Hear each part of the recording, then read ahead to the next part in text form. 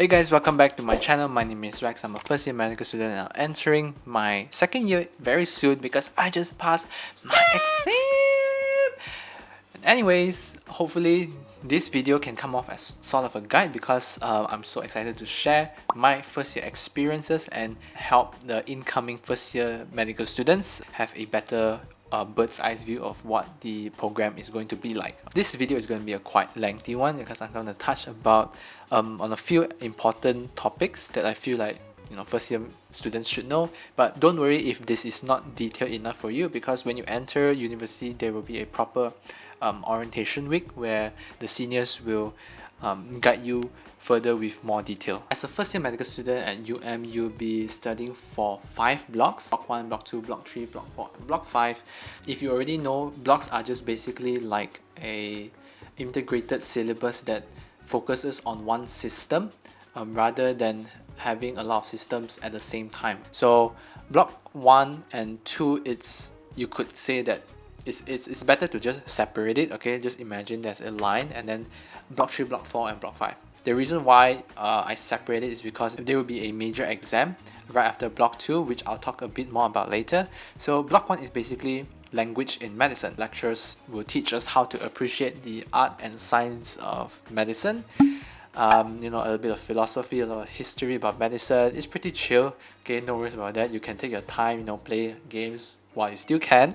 Okay, and then while in block 2, okay, this is where you have to buck up, because you will be going through basic sciences all over again, but this time it will be very much in detail. Block 3 is musculoskeletal, block 4 is cardiovascular, and block 5 is respiratory. So what makes each block different is basically, for block 3 we have certain subjects like orthopedics, rheumatology, okay, and block 4 we have cardiology, block 5 we have respiratory medicine. So these can't be found in other blocks. That's what makes it special.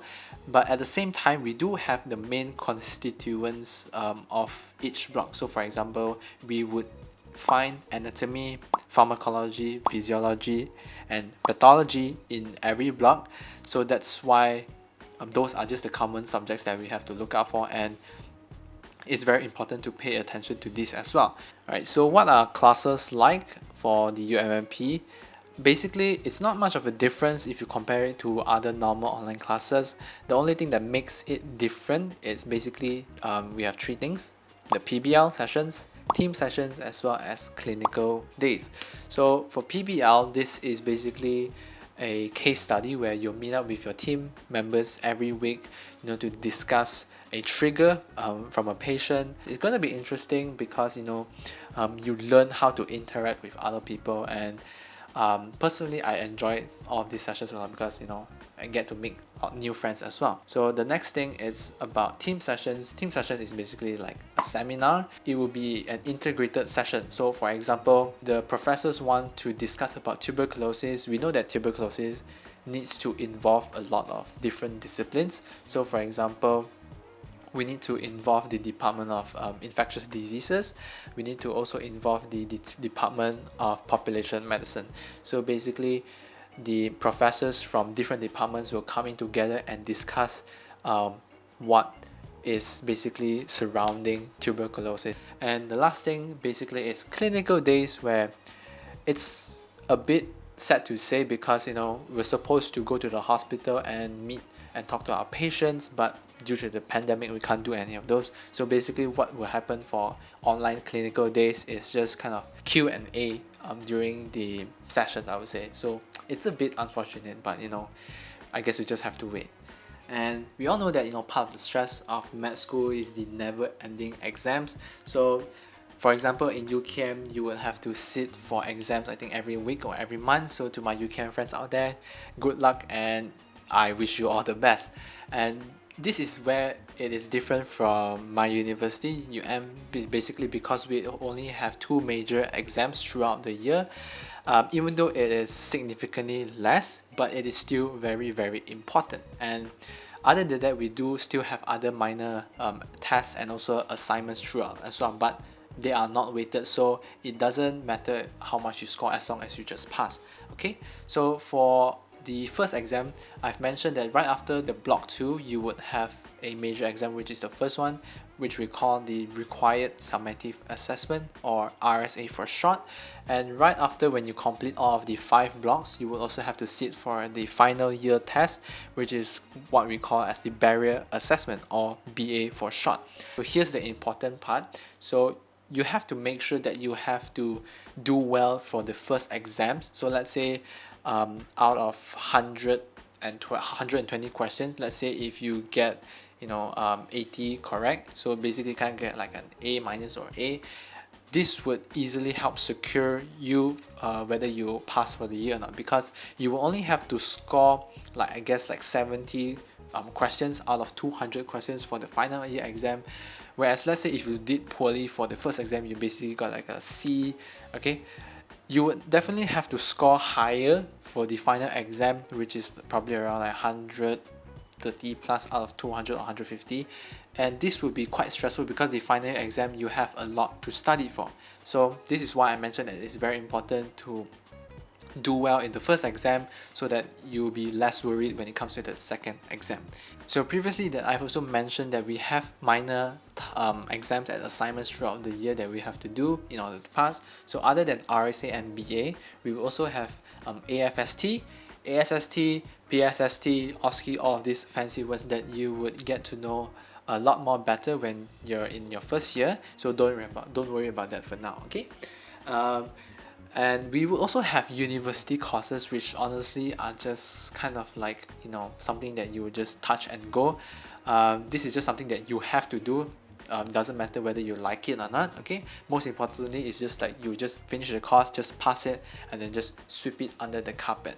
And my advice would basically just, find good team members to help you ease the pain, okay? Okay, so now let's talk about the recommended resources. So if you haven't checked out my previous videos, do check them out, because I mentioned quite a lot about these two things that I use quite frequently. So first of all, it's Anki, which is a flashcard app that I personally use for certain subjects like anatomy, whereas I use Past Medicine, which is a cool website which I use for high yield exam grade questions. Besides, I haven't been mentioning this a lot, but I have been starting to use reference books. There's quite a lot of them, and honestly I can't remember their names, so I'm just going to leave the download link for you guys to access the library. Besides, I've also been using a cool iPad app which is called the Human Anatomy Atlas. This is a paid app. I'm not sure about other universities. For my uni at least, we have an annual sale that sells this app as a discounted price. I'm not sure how this works, but basically this app normally costs around 100 plus, but during this sale you can get this for less than $10, which is definitely an opportunity that you don't want to miss.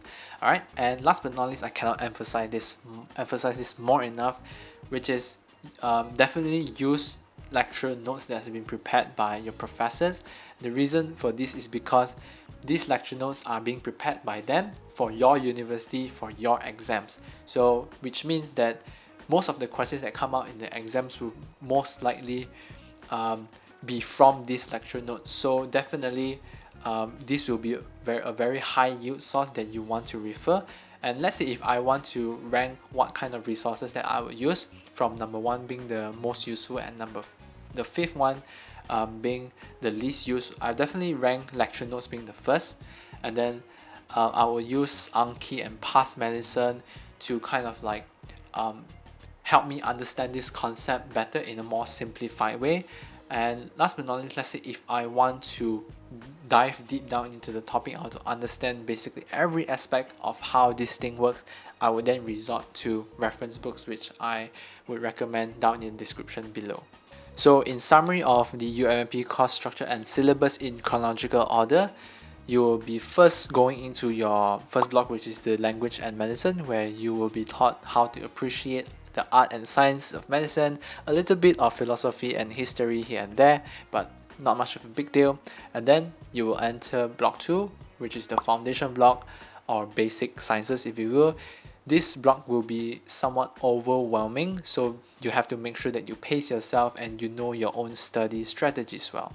Okay, and right after that you would have to sit for your first major exam, which is the RSA, and you have to make sure that you score quite well in these exams because it will directly affect your passing marks for your final exams.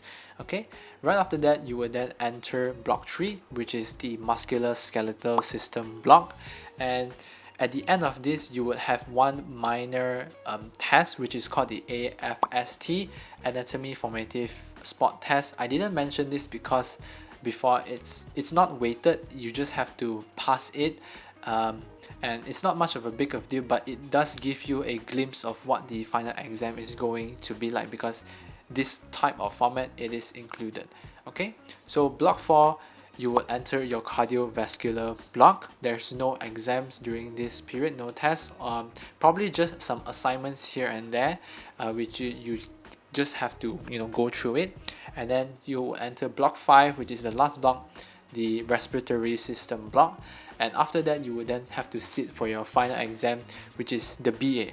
Now I haven't mentioned this before as well, but BA consists of few papers, so you would have a written assessment, which is kind of just like ABCD's objective. Then you would also have spot tests, so you would have anatomy spot tests, you would also have pathology spot tests, in which you would look at pictures and diagrams and tell us basically what you see. It's going to be objectives as well, so no worries about that. And another very special test that we have for the final exam is called the OSCE, and this is basically where you are assessed for your communication skills in history taking. Okay, don't worry about this, you will have plenty of training and exercises that you go through throughout the year to help you prepare for all of these tests. Okay, cool. So we just finished the academic aspects of year OMP. The rest of this video, now I'm going to share what my first year experience are like, and what I've learned throughout the year, because I think that everyone should know this, especially if you're first entering university. So the most important thing that I've learned so far is to keep everything balanced, because when you enter university, the land of opportunity, there's just so much to do and explore with so little time. So it's very important to make sure you're in check with yourself all the time. Okay, and how do you do this? First things first, you need to understand yourself, and what I mean by this is you need to set your goals and manage your expectations accordingly. Because for example, if you want to get into the dean's list for medicine, it's a bit difficult because there's just so much to study, and to get to the dean's list you would have to be one of the top scorers. So this means that naturally you would need to expect yourself sacrificing some of your personal time with yourself, your friends, your families, the things that you do to make it into the dean's list. But if you want to have a more overall enjoyable, more flexible experience, and if you just want to pass, just like what I'm doing right now, which I'm quite happy about it, you can do most of the things you want. You can try new things, you can explore new stuff, you can meet new people. And which leads me to my next point, which is I would definitely recommend everyone to try new things and meet new people. Join lots of activities and organizations that help you build your network, because I figured that once you're in university, it's not so much about studying like we used to back in high school or in college. Now it's more of the time where we kind of like discover our personalities, where we will meet new people and figure out what suits us best. So personally for me, I've started joining organizations and events since when I was in college, and it kind of has been like a gateway drug for me to try even more daring things, which is out of my comfort zone. For example, I've managed to join this student-led organization, which I was once vice president in. This is called MMI Young Medics, where we basically help pre-university students who are interested in medicine to kind of like teach them what medicine is really all about, and if they really want to pursue, then we will help them get them there. And last but not least, I've also volunteered to be a maths tutor in one of the program called Rakan Tutor. Basically, this is just a program that helps underserved SPM students, because due to this pandemic there is a lot going on, and most of the teachers aren't really trained for distant learning strategies. So they've kind of figured out that, you know, if there's not much of a plan going on to help these students to recuperate their learning loss, definitely they need to do something themselves to do it. So I find out that this was very inspiring, so I decided to join it myself, and so far I've really been enjoying all of this experience, and I can safely say that none of this would have happened if I didn't step on my comfort zone to do so. So definitely these are very memorable experiences that comes once in a lifetime. So, you know, no matter how busy am I with my studies, I would definitely find some time to do the things that I'm really passionate about, which is helping other people. And the last thing that I really want to mention is that in medical school, you would definitely have exam after exam, and it's going to be very stressful if you keep thinking about it. So I would definitely recommend that we learn for the sake of learning, not for the sake of passing the test, because at the end of the day, we don't really have all these textbooks right by our side when we treat our patients. So if, again, I mentioned in my previous video, if you're feeling really bored of studying alone, you know, try to make it into a more engaging environment by studying with your friends, sharing experiences, and I guarantee you that this will basically lift the whole mood even better. Hey guys, that's it for the video. Thank you so much for watching. I really appreciate your support. Don't forget to leave a like, subscribe to my channel, and comment your feedback down below. I really hope you guys found this video interesting, funny, or informative to your use. And again, for those who are waiting for their placement in universities, I wish you all good luck, and I really hope to see all of you soon. Okay, until then, take care and bye bye.